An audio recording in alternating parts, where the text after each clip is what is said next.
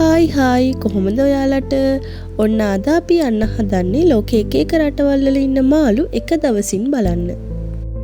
මාළු කිව්වට මාළු විතරක්ම නෙමෙයි. මෙයාලගේ ෆුල් පැකේජ් එකට water world, underwater tunnel, birds park and river safari කියන මේ ඔක්කොම ඉන්ක්ලූඩ් වෙනවා. ටිකට් ගන්නකොට මෙයාලගේ පැකේජ් දෙකක් තියෙනවා. පැකේජ් A, B කියලා. අපි ගත්තේ පැකේජ් A. ඒ කියන්නේ ෆුල් පැකේජ් එක. ඒකට මම අර කලින් කිව්ව ඔක්කොම ඉන්ක්ලූඩ් වෙනවා. ඒක වැඩි හිටියෙක් කෙනෙක්ට වෙන්නේ 1200යි. අවුරුදු 12ට අඩු පොඩි කෙනෙක්ට වෙන්නේ 750යි.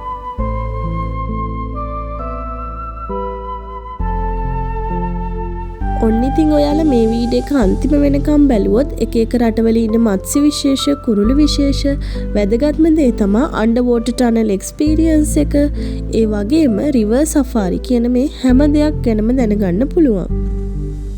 ඒ වගේම වැදගත් දේ තමයි එක එක කලාප වලට ආවේනික වුණු මත්ස්‍ය විශේෂ ගැන සවිස්තරාත්මකව දැනගන්නත් පුළුවන්. ඔන්න එහෙනම් ඉතින් අන්තිම වෙනකම් අපිත් එක්ක ඉන්න.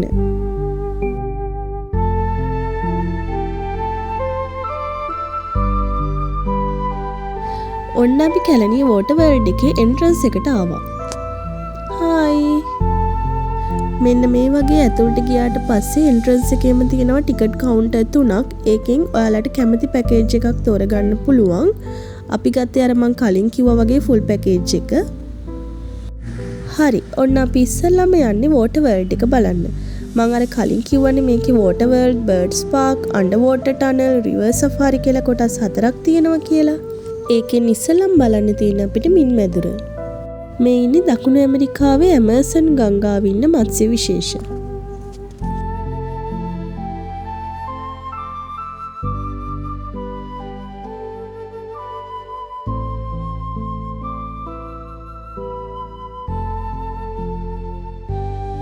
මේ ඉන්නේ දකුණු ඇමරිකාවේ ඇමර්සන් ගංගාවේ ඉන්න සිල්වර් ඇරවානා කියන මාංශභක්ෂක මත්ස්‍ය විශේෂයක්. මොවුන්ගේ නිජබිම වෙන ඇමර්සන් ගංගාව ආශ්‍රිතව ඉන්න ගෝත්‍රික ජනතාව මෙයාලව හඳුන්වන්නේ වඳුරු මාළුවා කියලාලු.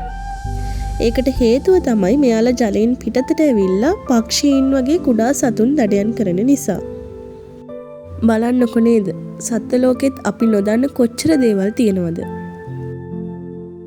මේ ඉන්නේ දකුණු ඇමරිකාවේ ඇමර්සන් ගංගාවේ ජීවත් වන ඔස්කාරා කියන මාංශ භක්ෂක මත්ස්‍ය විශේෂයක්.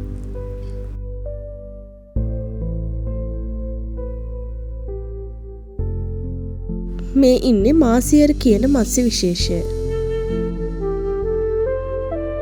ඔන්න ඔය විදියට ඇමර්සන් ගංගාවේ ඉන්න මත්ස්‍ය විශේෂ ටිකත් බලාගෙනම අපි ඉස්සරහට යමු.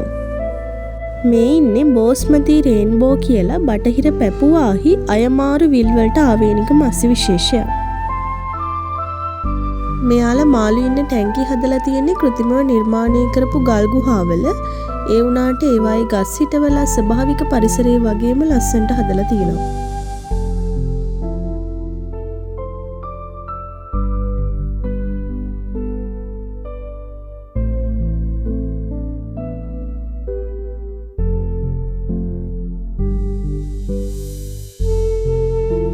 ඔන්න දැන් අපි යන්නේ water world එකේ රේන් ෆොරස්ට් එකට.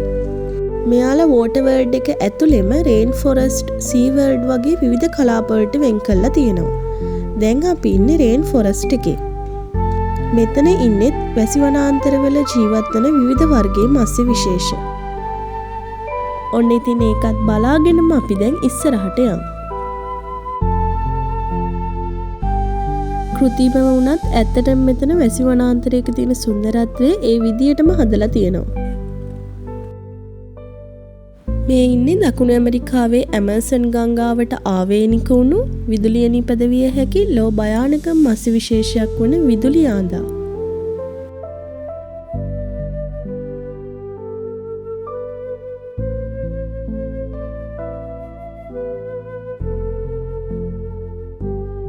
මේ ඉන්නේ ඇමර්සන් ගංගාවේ ජීවත් වන තවත් මත්ස්‍ය විශේෂ කිහිපයක්.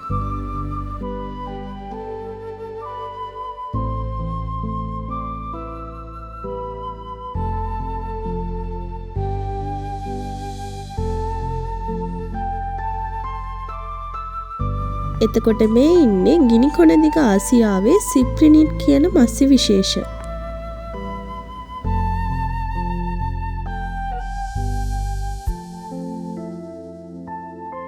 මෙයා නම් ටිකක් ස්පෙෂල්. මෙයා තමයි ශ්‍රී ලංකාවේ විශාලතම ස්නේක් හෙඩ් මත්ස්‍යයා. ඔන්න ඔය විදියට ඇමසන් ගංගාවේ ජීවත් වෙන මාළුත් බලාගෙන අපි ඉස්සරහට එනකොට මෙන්න මේ වගේ දිය ඇල්ලක් අපිට හම්බුණා. වැසි වනාන්තරවල බහුලව දකින්න තියෙන දෙයක් නිතින් දිය ඇලි කියන්නේ. ඒ වගේ මෙතනත් ලස්සනට හදලා තිබුණා.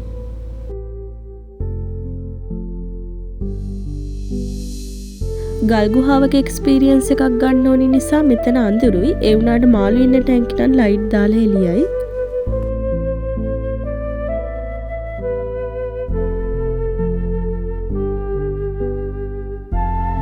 මේ ඉන්නේ ලෝ විශාල ප්‍රමාණයේ සික්ලිඩ් කියන මත්ස්‍ය විශේෂය. ඔන්න දැන් අපි යන්නේ රේන් ෆොරස්ට් එකේ ඉඳලා සී වර්ල්ඩ් එකට.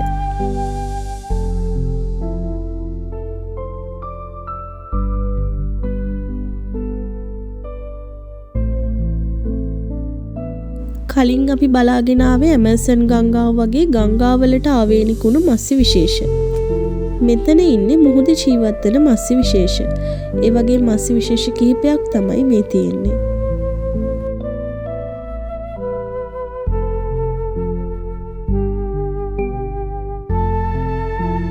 අපි එකින් එක බලාගෙනම ඉස්සරහට යමු.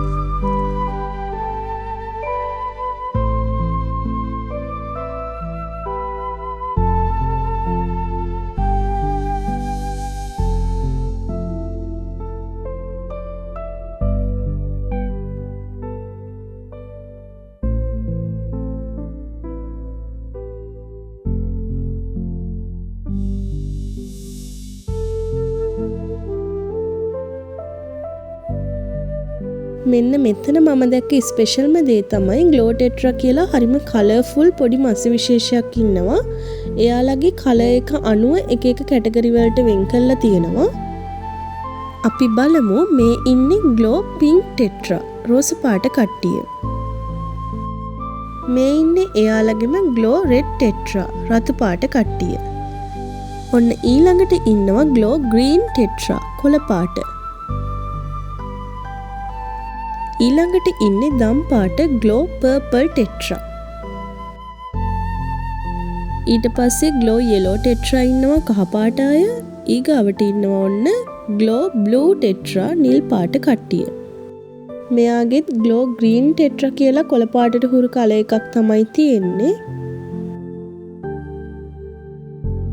ඊට පස්සේ ඉන්නවා ඔන්න ග්ලෝ ඔරේන්ජ් ටෙට්‍රා තැඹිලි පාට කට්ටිය.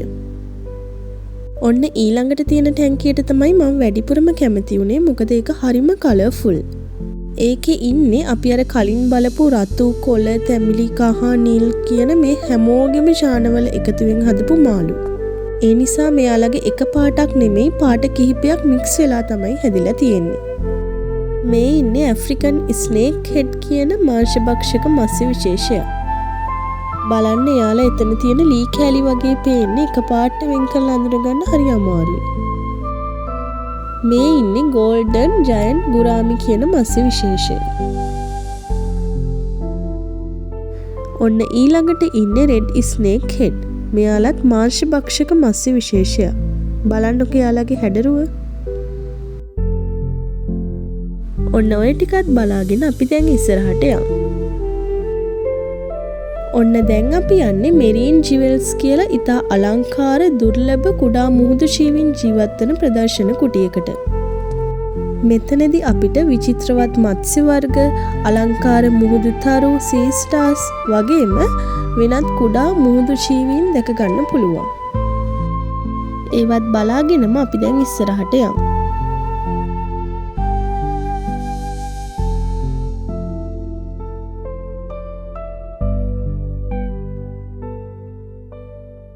දැන් ඔයාලට මේ පේන්නේ ඩාන්සින් ශ්‍රිම්ප් කියලා ඉන්දු පැසිෆික් සාගර ආශ්‍රිතව හමුවන ඉස්සන් විශේෂයක්. මේ ඉන්නේ ස්ටාර් ෆිෂ්. ඔන්න ඔය විදියට අපි දැන් මින් මැදුරෙන් එළියට ආවා. දැන් අපි යන්න හදන්නේ වෙනස්ම එක්ස්පීරියන්ස් එකක් ගන්න. ඒ තමයි අන්ඩර්වෝටර් ටනල් ඇක්වේරියම් එක. මේකේ තියෙන විශේෂත්වය තමයි දකුණු ආසියාවේ ප්‍රථම මහජන මින් මැදුරු මුහුදු උමග වෙන්නේ මේක. ඔන්න අපි දැන් එන්ට්‍රන්ස් එකට ආවා. ඇතුළට ගිහින් බලමු. මේ උමග ඇතුළට ගියාට පස්සේ අපිට කුඩා මෝරුන් මඩුවන් වගේ මාළුන් දැක ගන්න පුළුවන්. ඇත්තටම මෙතන මාරම ලස්සනයි.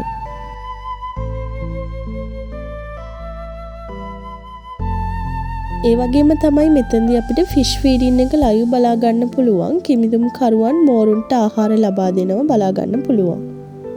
ඒ වගේම තමයි මේ ෆිෂ් ෆීඩින් එක කරන ටයිම් එකක් තියෙනවා. ඒ ටයිම් එක බලලා આવොත් ඔයාලටත් බලා ගන්න පුළුවන්.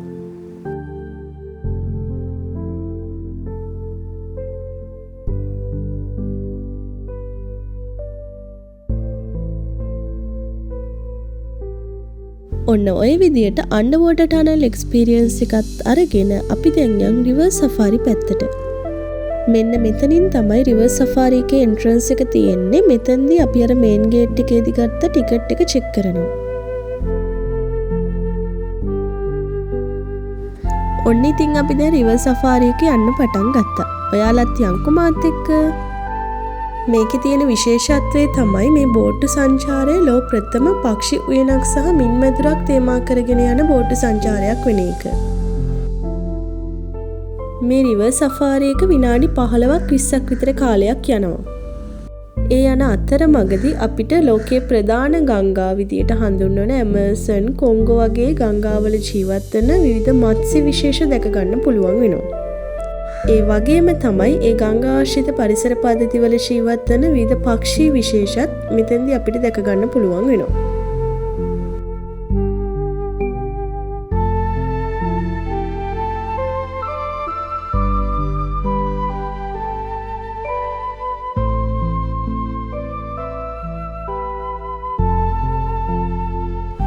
ඇත්තටම මේ පරිසරය කෘතිමව හදලා තිබුණා වුණාට මේ බෝට්ටුවෙන් යනකොට මාළු බල යද්දී හිතට හරිම සැහැල්ලුවක් තමයි දැනෙන්නේ. ඒ වගේම තමයි මාළු දිහා බලන් හිටියාම මනසත් සැහැල්ලු වෙනවා කියලා කියනවනේ. ඔන්න ඉතින් මේ ඉන්නේ අප්‍රිකානු වනාන්තරවල ජීවත් වන ගෝත්‍රික ජනතාව නියෝජනය කරන්න ඒ විදිහට ඇඳලා ඉන්න කෙනෙක්. මේ පරිසරය මාළු පක්ෂීන් දිය ඇලි මේ හැම දෙයක්ම නිරූපණය වන විදියට ස්වභාවික පරිසරයක් විදියටම හදලා තියෙනවා.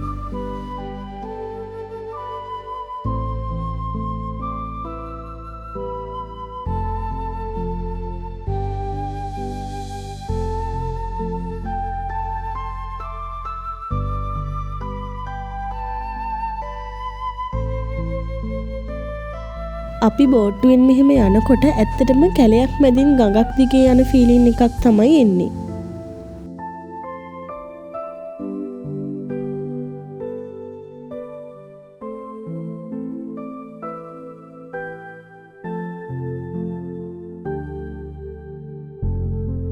ඔන්න මේ ගමන ආවේ මං අද ෆැමිලි එකේ කට්ටියත් එක්ක. මේ ඉන්නේ තාත්තයි අක්කගේ බබයි. මේ ඉන්නේ අක්කා අම්මා සහ මම. අද හස්බන්ඩ් නැහැ. බෝට්ටුවෙන් යනකොට දෙපැත්තේ ටැංකි වල ඉන්න මාළු වගේම මෙන්න මේ වගේ උඩත් අපිට මාළු බලා ගන්න පුළුවන්.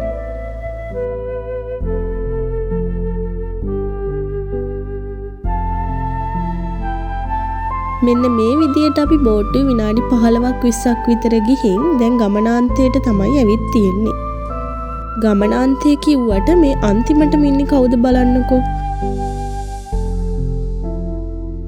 බලන්නකෝ මෙයා පිළිවිදහා නටන ලස්සන. මමත් අද තමයි මෙච්චර ළඟට දැක්කේ මේ වගේ ලස්සනට පිළිවිදහා නටන මොනරෙක්. ඔන්න ඉතින් අපි රිවර් සෆාරියත් ගියා. දැන් අපි යම් බර්ඩ් පාක් එක පැත්තට. මේ තියෙන්නේ බර්ඩ් පාක් එකේ එන්ට්‍රන්ස් එක.